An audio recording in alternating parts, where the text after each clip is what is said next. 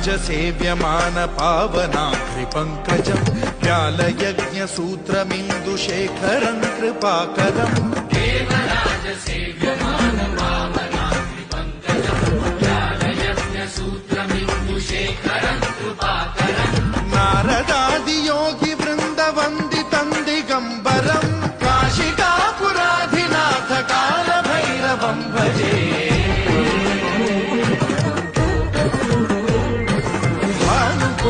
भास्वरम् भवाद्वितारकम् परम् नीलकण्ठमीर्षितार्थदायकम् त्रिलोचनम् कालकालमम्बुजाक्षमक्षशूलमक्षरम् काशिका